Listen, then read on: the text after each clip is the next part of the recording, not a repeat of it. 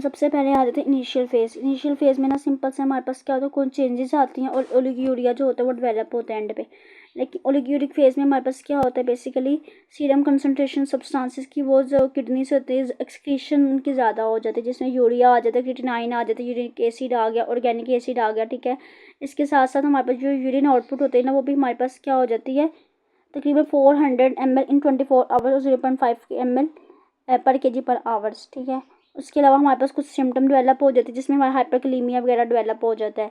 अब हमने electrolytes imbalance इस केस में ज़्यादा होता है, इसलिए हमने इसको मॉनिटर करना होता है। नेक्स्ट हमारे पास होता है डाययूरेटिक फेस। इसमें सिंपल सा क्या होता है, जो किडनी यूरिन आउटपुट होता है ना, वो हमारे पास क्या होता है, वो ज़्यादा हो जाता है, जो कि ये रिप्रेजेंट करता है कि जो हमारे ग्लोमेरुलस फिल्ट्रेशन होते हैं उसमें अब रिकवरी आ गई है। ठीक है, अब जो लेबोरेटरी वैल्यूज़ होती है वो भी स्टेबलाइज होती हैं और बिगन टू डिक्रीज। अब यूरिनी आउटपुट जो कि अपने क्या कहते हैं नॉर्मल की तरफ चल गया, यहाँ उसका लेवल ज़्यादा हो गया, तो इस केस में फिर हम क्या करते हैं, यूरिन आउटपुट को मेंटेन करना होता है। नेक्स्ट हमारे पास आता है रिकवरी। रिकवरी में सिंपल सा क्या होता है, हमारे पास रीनल फंक्शन के अंदर इंप्रूवमेंट आ जाती है और तकरीबन हमारे पास ये 3 से 12 मंथ तक चलता है। हमें लैब वैल्यू जो होती है अपनी नॉर्मल वैल्यू की तरफ चले जाती हैं, और जो पेशेंट होते हैं ना वो भी यूरिन जो होते हैं वो नॉर्मल अमाउंट में एक्सक्रीट करता है। क्लिनिकल मैनिफेस्टेशन में सिंपल से क्या होता है, क्रिटिकली इल अपीयरेंस होती है। ठीक है, लिथार्जी होती है यानी थकावट वगैरह, ड्राई स्किन हो सकती है, ड्रोजीनेस हो सकती है, headache, muscle twitching, wheezing, seizures, oedema, hypertension, dyspnoea, anorexia, bleeding. Pathophysiology में सिंपल से क्या हो सकता है, इनिशियल इंसल्ट। इसके बाद में हमारे पास क्या होता है, टॉक्सिक इस्केमिक इंजरी की वजह से क्या होगा, सेल इंजरी या इन्फ्लेमेशन होगी। इन्फ्लेमेशन की वजह से वहाँ नेक्रोसिस हो जाएगी। नेक्रोसिस की वजह से हमारे पास क्या होता है, ग्लोमेरुलस फिल्ट्रेशन रेट जो होता है वो डिस्टर्ब हो जाता है और वहाँ वेस्ट प्रोडक्ट्स वगैरह क्या होते हैं, अकुमुलेट होना शुरू हो जाते हैं। असेसमेंट में आपने स्पेसिफिक ग्रेविटी करवानी होती है, जो कि हमारे पास नॉर्मल होती क्या कहते हैं 1.00110 टू 1.025 नॉर्मल। ठीक है, इसके अलावा हमारे पास आ जाते हैं सोडियम यूरिन में चेक करना होता है, प्री रेनल एजोटीमिया को मॉनिटर करना होता है। इसके अलावा हमने क्या करवाना होता है, ब्लड यूरिया टेस्ट करवाना होता है। कॉम्प्लिकेशन मेटाबॉलिक एसिडोसिस हो सकती है, फ्लूइड इम्बैलेंस हो सकती है, इलेक्ट्रोलाइट इम्बैलेंस हो सकती है, रेनल फंक्शन डिस्टर्ब हो सकता है, हाइपरकलीमिया हो सकती है, हाइपरकैल्सीमिया हो सकती है, यूरीमिया हो सकता है। ठीक है, पेरिकार्डाइटिस हो सकती है यानी कि हार्ट की जो लेयर होती है उनकी इन्फ्लेमेशन हो सकती है। इंस्पेलोपैथी हो सकती है यानी कि जो मसल्स की लार्जमेंट हो सकती है। कोएगुलोपैथी हो सकती है, पल्मोनरी एडीमा हो सकता है, हाइपरटेंशन हो सकती है, गैस्ट्रोइंटेस्टाइनल ब्लीडिंग हो सकती है, अनीमिया हो सकता है। नेक्स्ट हमारे पास मेडिकल मैनेजमेंट में इसमें सिंपल सा हमने जो अंडरलाइन कॉजेज होती हैं उनको हम लोगों ने एलिमिनेट करना होता है। इसके अलावा हम लोगों ने क्या करना होता है, फ्लूइड बैलेंस को मेंटेन करना होता है, रीनल रिप्लेसमेंट थेरेपी यूज़ करनी होती है, फार्माकोलॉजिकल थेरेपी यूज़ करनी होती है, चूँकि वहाँ पे हाइपरकलीमिया होता है उसको हमें मैनेज करना होता है, मॉनिटर करना होता है, एंटीबायोटिक थेरेपी यूज़ करनी होती है, एसिडोसिस और एल्कलोसिस के लिए हमें ट्रीट करना होता है, न्यूट्रिशन थेरेपी को इम्प्रूव करवाना होता है। मेडिकल मैनेजमेंट में नर्सिंग मैनेजमेंट में वही सिंपल से कि फूड को अपने बैलेंस को मॉनिटर करना, इलेक्ट्रोलाइट को मॉनिटर करना। इसके अलावा हमने फूड को स्टेटस को मॉनिटर करना होता है, मेटाबॉलिक रेट को कम करवाना होता है। ठीक है, पेशेंट को कहना है कि वो रेस्ट करे, पर ज़्यादा से ज़्यादा पल्मोनरी फंक्शन को हम लोगों ने प्रमोट करवाना होता है। इसके साथ हमने इन्फेक्शन से बचाना होता है। स्किन केयर को प्रोवाइड करना होता है। इसके अलावा साइको सोशल सपोर्ट प्रोवाइड करना होता है। एंड स्टेज किडनी डिसऑर्डर सबसे ज़्यादा इम्पोर्टेंट होती है। इसमें सिंपल सा ये होता है कि जब किडनी हमारी इतनी डैमेज हो जाती है कि अब उसका मतलब वो रिकवरी की तरफ नहीं जा सकती। अब हमने उसका जो फाइनल हल हम निकालते हैं वो उसका रिप्लेसमेंट होता है। इसमें सिंपल सा when a patient has sustained enough kidney damage to require in replacement therapy on a permanent basis, the patient has moved into the fifth और final stage of chronic kidney disorders, also referred as end stage kidney disorder.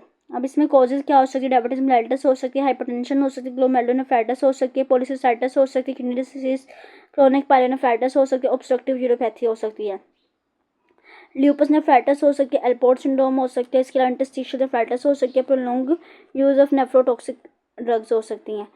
अब complication में anaemia हो सकता है, patient को blood bone disease हो सकती है, मेटास्टेटिक कैल्सिफिकेशन हो सकती है, वेस्कुलर कैल्सिफिकेशन हो सकती है यानी कि वेसल्स के अंदर कैल्शियम का डिपोजिशन हो सकती है, इसके हाइपरकलीमिया हो सकती है, हाइपरटेंशन हो सकती है, पेरिकार्डाइटिस हो सकती है, पेरिकार्डियल एफ्यूजन हो सकती है, पेरिकार्डियल टैम्पोनेट हो सकता है।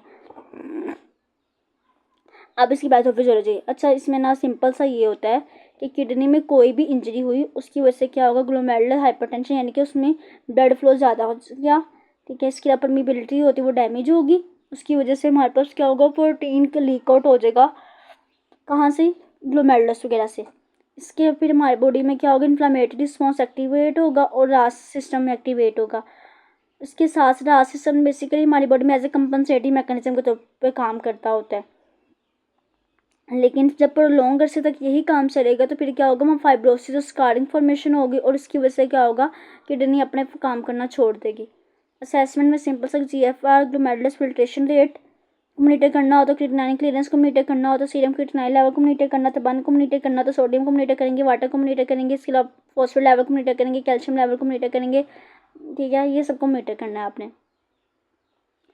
क्लिनिकल मैनिफेस्टेशन है कि अगर न्यूरोलॉजी की बात कीजिए तो क्या बिहेवियर चेंज आ सकता है, कन्फ्यूजन हो सकता है, रेस्टलेस ऑफ लेग्स हो सकते हैं, सीजर्स हो सकते हैं। स्किन की बात करें तो हमारे पास स्किन ड्राई हो सकती है, फ्लैशी हो सकती है। इसके अलावा हमारे पास प्यूराइटिस हो सकती है, इसके परफोरा हो सकती है। कार्डियोवैस्कुलर में हमारे पास हाइपरकलीमिया, हाइपरलिपिडीमिया, हाइपरटेंशन वगैरह हो सकती हैं। जीआईटी के अंदर बात कीजिए हिकअप, मेटालिक टेस्ट, हेमेटोलॉजिक अनीमिया वगैरह हो सकते हैं। रिप्रोडक्टिव की बात कीजिए अमनोरिया हो सकती है, इसके अलावा लिबिडो हो सकती है, इनफर्टिलिटी हो सकती है, अब टेस्टिकुलर एट्रोफी हो सकती है। मस्कुलोस्केलेटल की बात करूँ तो सिंपल से इसमें बोन फ्रैक्चर हो सकती है, बोन पेन हो सकती है। ठीक है, इसके मसल क्रैम्प्स हो सकते हैं। पल्मोनरी में बात कीजिए शॉर्टनेस ऑफ ब्रेथ हो सकती है, ट्रैकिपनी हो सकता है।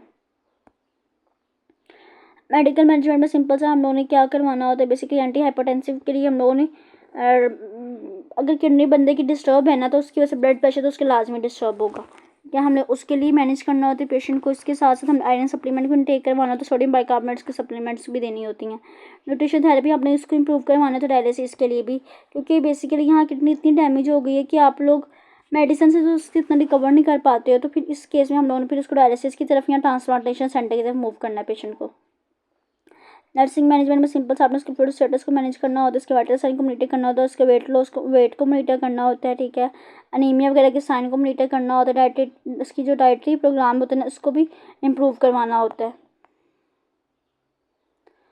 इसके अलावा हमारे stages of chronic kidney disorder की तरफ चलती है, बहुत ज़्यादा इंपॉर्टेंट, इतनी इंपॉर्टेंट है बहुत ज़्यादा।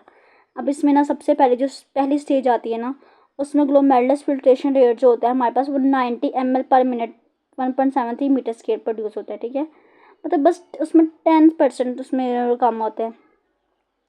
लेकिन स्टेज 2 के अंदर जो ग्लोमेरुलर फिल्ट्रेशन रेंज होती है वो 60 से 89% ml पर मिनट पर 1.73 होती है। ठीक है, जो कि थोड़ा सा ग्लोमेरुलर फिल्ट्रेशन रेंज से कम होता है। आगे स्टेज 3 के अंदर क्या होता है हमारे पास 30 से 59 ml पर मिनट 1.73 इतना होता है, थोड़ा सा मज़ीद कम ग्लोमेरुलर फिल्ट्रेशन रेट होगा। 4 में तो 15 से 29 मिलीमीटर हमारे पास ग्लोमेरुलर फिल्ट्रेशन प्रोड्यूस हो जो कि सिवियर डिक्रीज है। और 5th में तो हमारे पास जो ग्लोमेरुलर फिल्ट्रेशन रेट होता है वो 15 ml पर मिनट प्रोड्यूस होता है, जो कि ये रिप्रेजेंट कर रहा है कि आपकी किडनी कम्प्लीटली तौर पर डैमेज है। नेक्स्ट हमारे पास आता है रीनल कैंसर, यानी कि रीनल टिश्यूज़ के अंदर सेल्स के अंदर अबनॉर्मल सेल्स की ग्रोथ हो गई। ठीक है, जिसकी वजह से हमारे पास क्या होगा, वहाँ पे कैंसर डेवलप हो गया। मैनिफेस्टेशन सिंपल से कि वहाँ पे मैस पल्पेबल हो सकते हैं, हेमाटोयूरिया हो सकती है, flank pain, dull pain, colicky pain, metastasis. Risk factor देख लीजिएगा। असेसमेंट में आईवी यूरोग्राम करवाते हैं, सिस्टोस्कोपी करवाते हैं, एग्जामिनेशन देने का एंजियोग्राम करवाते हैं, RCT स्कैन वगैरह करवाते हैं। Complication metastasis, venous thrombosis, haemorrhage, post operative infection, इसके लिए इनसफिशिएंसी, पल्मोनरी एम्बोलिज्म हो सकता है। अब मैंने इसकी पैथोफिजियोलॉजी सिंपल से ये करें कि किसी भी रिस्क फैक्टर की वजह से क्या हो सकता है, वहाँ पे अनकंट्रोल्ड विजन होगी। अब वो जो टिश्यू वहाँ ग्रोथ हुई, अब नॉर्मल ग्रोथ हुई सेल्स की, उसने क्या किया, सराउंडिंग टिश्यू में प्रोपागेट करना शुरू कर दिया और वहाँ पे उसने जाके डैमेज करना शुरू कर दिया। इस तरह से वो डैमेज करता है और हमारे पास क्या होगा, इससे हमारे पास सिम्टम्स डेवलप होती हैं। यही कर लें सिंपल सी। सर्जिकल मैनेजमेंट में सिंपल से नेफ्रेक्टमी करवाते हैं। ठीक है, यानी कि हम रिमूव कर देते हैं। रेनल आर्टरी एम्बोलिजाइजेशन करवाते हैं। इसमें सिंपल से हम क्या करते हैं, जो किडनी की आर्टरी है जिसकी वजह से ब्लड सप्लाई हम ट्यूमर को कम करवाते हैं। ठीक है, इसके अलावा हमारे पास पोस्ट इन्फेक्शन सिंड्रोम, यानी कि जो फ्लैंक एब्डोमिनल पेन वगैरह होते हैं उसको हम मॉनिटर करते हैं। नर्सिंग मैनेजमेंट देख लीजिएगा खुद ही। कैंसर ऑफ द ब्लड में सिंपल सा क्या होता है, हमारे पास ब्लड के अंदर नॉर्मल सेल्स की ग्रोथ हो जाती है, जिसकी वजह से हमारे पास क्या होता है, ये तो जो ओपनिंग वगैरह होती हैं वो भी डैमेज हो जाती हैं, उनके अंदर भी abnormal ग्रोथ डेवलप हो जाती है। अब ज़्यादातर ये जो बूढ़े लोग होते हैं उनमें ज़्यादातर ये होता है as compare to young patient. अब ज़्यादातर जो ब्लड कैंसर कहाँ से राइज होता है, प्रोस्टेट से, कोलोन से, रेक्टम मेल में। ठीक है, और फीमेल के अंदर जो लोअर जीआईटी हमारे पास गट की ऑर्गन्स होते हैं उनमें। मैनिफेस्टेशन में सिंपल सा विजिबल पेनलेस हेमाटोयूरिया हो सकता है, इसके अलावा विजिबल यूटीआई हो सकता है, इसके अलावा हमारे पास वर्डिंग पैटर्न डिस्टर्ब हो सकती है, यूरिन कलर चेंज आ सकते हैं, पेल्विक पेन हो सकती है, बैक पेन हो सकता है। आगे हमारे पास रिस्क फैक्टर है, इसमें सिंपल से हमारे पास क्या हो सकती हैं, जेनेटिक म्यूटेशन हो सकती हैं, इसके अलावा रासायनिक से एक्सपोजर हो गया, ऑक्यूपेशन एक्सपोजर हो गया केमिकल से, ठीक है। इसके अलावा फैमिली हिस्ट्री में अगर प्रेजेंट है तो तब भी हो सकता है, सिगरेट स्मोकिंग वगैरह की वजह से होता है। CT scan, MRI, ultrasonography, excretory urography, assessment test हम करवाते हैं, बायोप्सीज वगैरह करवाते हैं। कॉम्प्लिकेशन की बात की जाए तो बहुत सिंपल सी रिकरेंट हेमाटोयूरिया हो सकता है, ठीक है। इसके अलावा यूटीआई हो सकता है, यूरिथ्रल ऑब्स्ट्रक्शन हो सकती है, यूरिथ्रो वेसिक्यूलर जंक्शन ऑब्स्ट्रक्शन हो सकती है, ठीक है। और हमारे पास क्या हो सकता है, यूरिथ्रो कोर्टल रिफ्लेक्स हो सकते हैं, वेसिको यूरिथ्रल रिफ्लेक्स।